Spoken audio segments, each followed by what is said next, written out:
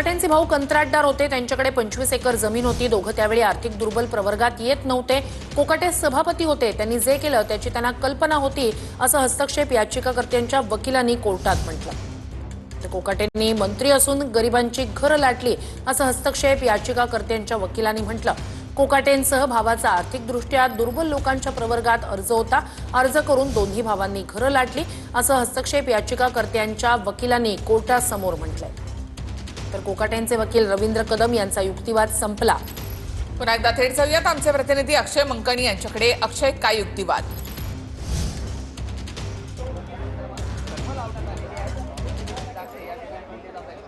नक्कीला खरं तर आता माणिकराव कोकाटे यांचे वकील रवींद्र कदम यांचा युक्तिवाद आता संपलेला आहे आणि माणिकराव कोकाटे यांच्या याचिकेमध्ये 2-3 हस्तक्षेप याचिका ज्या आहेत त्या आलेल्या आहेत आणि त्या हस्तक्षेप याचिकाकर्त्यांकडून आता युक्तिवाद जो आहे तो कोर्टामध्ये सुरू असल्याचं पाहायला मिळतंय। माणिकराव कोकाटे आणि त्यांचे बंधू यांनी गरिबांची घरं जी आहेत ती लाटलेली आहेत। माणिकराव कोकाटे हे आर्थिकदृष्ट्या कोणत्याही परिस्थितीत गरीब नव्हते। त्यांच्याकडे मोठ्या प्रमाणात जमिनी होत्या आणि ते कंत्राटदार होते। त्यामुळे ते कोणत्याही प्रकाराने आर्थिक दुर्बल या घटकामध्ये येत नाही।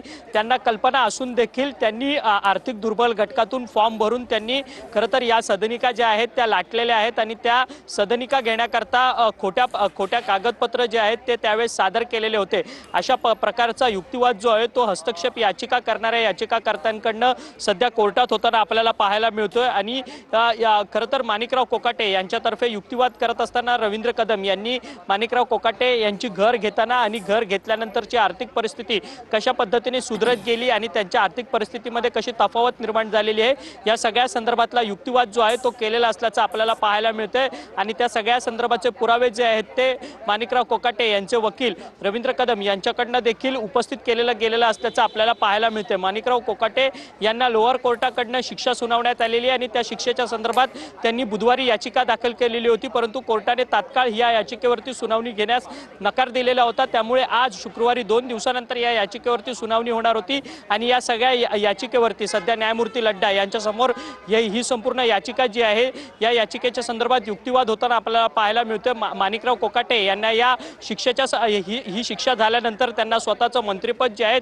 ते सोडावं लागलेलं असल्याचं पाहायला मिळतं। त्यांच्या विरोधात नॉन बेलेबल वॉरंट जे आहे ते निघालेले आहे आणि Nashik police non bailable warrant घेऊन सध्या लीलावती रुग्णालयात दाखल सुद्धा झालेला आहे त्यांना अटक करण्याकरता। परंतु माणिकराव कोकाटे यांची प्रकृती अस्वस्थ असल्यामुळे ते सध्या लीलावती रुग्णालयामध्ये असल्याचं आपल्याला पाहायला मिळतं। कोर्टामध्ये रवींद्र कदम त्यांचे वकील आहेत माणिकराव कोकाटे त्यांच्याकडनं मेडिकल अहवाल जो आहे तो देखील दाखल करण्यात आलेला असल्याचं आपल्याला पाहायला मिळतंय।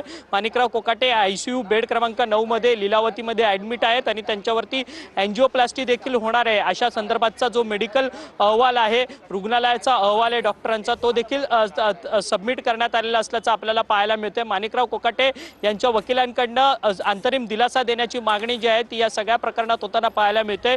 सोमवार मंगळवारपर्यंत आम्हाला वेळ द्यावा अशा पद्धतीची मागणी जी आहे ती माणिकराव कोकाटे यांचे वकील रवींद्र कदम यांच्याकडनं या सगळ्या संदर्भात होताना पाहायला मिळते। परंतु कोर्टाकडनं या दिलासा देण्याच्या संदर्भात काही प्रश्न सुद्धा उपस्थित केले जात असल्याचं आपल्याला पाहायला मिळत आहेत। PWD ने जे क्रॉस एक्झामिनेशन या सगळ्या याचिकेच्या संदर्भात केलेलं आहे त्याची देखील एकदा माणिकराव कोकाटे यांच्या वकिलांनी माहिती घ्यावी असं कोर्टाकडनं स्पष्ट करण्यात आलेलं असल्याचं आपल्याला पाहायला मिळतंय।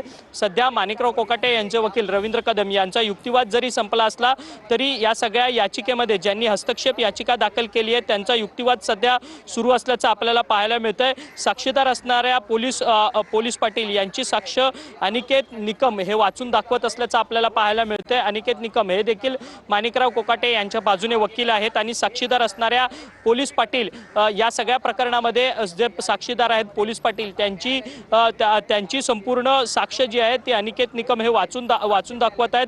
त्यात पोलीस पाटील म्हणाले होते की मी कोकाटे यांच्या मालमत्तेचा अंदाज बांधला होता, मला पक्की माहिती नव्हती। खरं तर माणिकराव कोकाटे यांच्या मालमत्तेच्या संदर्भात एक तात्पुरता अंदाज जो आहे तो पोलीस पाटील यांनी बांधलेला होता आणि त्या संदर्भातली साक्ष जी आहे ती पोलीस पाटलांनी दिलेली होती आणि तीच साक्ष जी आहे ती अनिकेत निकम आता हायकोर्टात वाचून दाखवत असल्याचं आपल्याला पाहायला मिळत आहे। माणिकराव कोकाटे यांच्या संदर्भात जो फसवणुकीचा गुन्हा दाखल झालेला होता आणि त्यांना शिक्षा झालेली होती।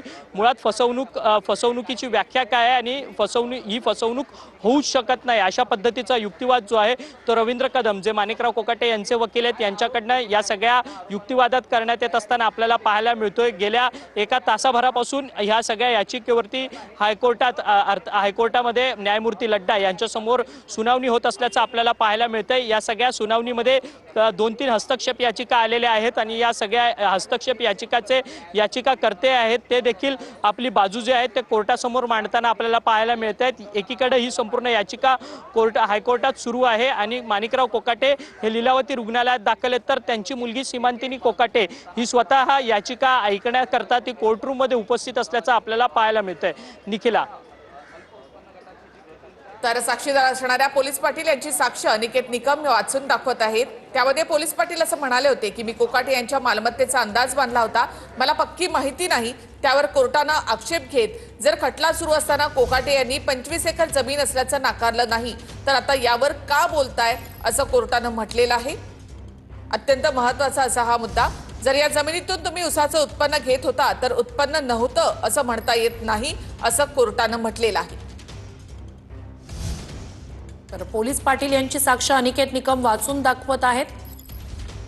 कोकाटेंच्या मालमत्तेचा अंदाज बांधला, पक्की माहिती नाही असं यावेळेला पोलीस पाटील यांनी साक्ष दिली होती आणि ती साक्ष निकम यांनी वाचून दाखवली।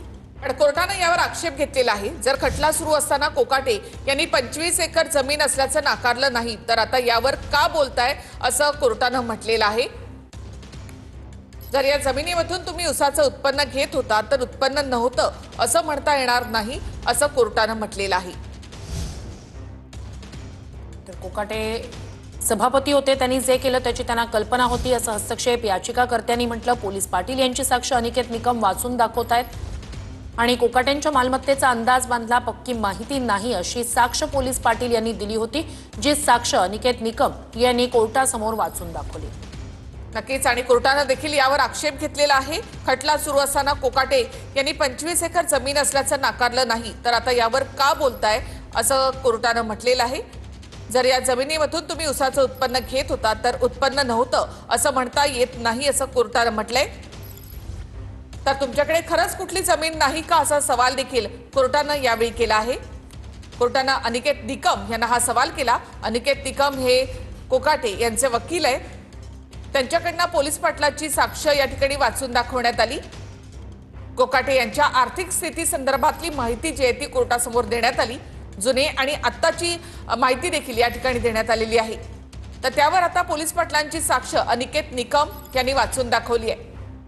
कोर्टाच्या मालमत्तेचा कोकाटे यांच्या मालमत्तेचा अंदाज बांधला, पक्की माहिती नाही ही पोलीस पाटील यांची साक्ष होती, ती अनिकेत निकम यांनी वाचून दाखवली आहे। मात्र कोर्टानं त्यावर आक्षेप घेतला। पोलीस पाटील यांची जी साक्ष अनिकेत निकम यांनी वाचून दाखवली त्यावर कोर्टानं आक्षेप घेतलाय। कोकाटेंच्या मालमत्तेचा अंदाज बांधला, पक्की माहिती नव्हती असं पोलीस पाटील यांनी म्हटलं। त्या साक्षीवर कोर्टानं आक्षेप घेतला। तर खटला सुरू असताना कोकाटे यांनी 25 एकर जमीन असल्याचं नाकारलं नाही तर आता यावर तुम्ही का बोलताय असा आक्षेप कोर्टानं नोंदवला। त्याचबरोबर जर या जमिनीतून तुम्ही उसाचं उत्पन्न घेत होता तर उत्पन्न नव्हतं असं म्हणता येत नाही असं देखील कोर्टानं म्हटलेलं आहे।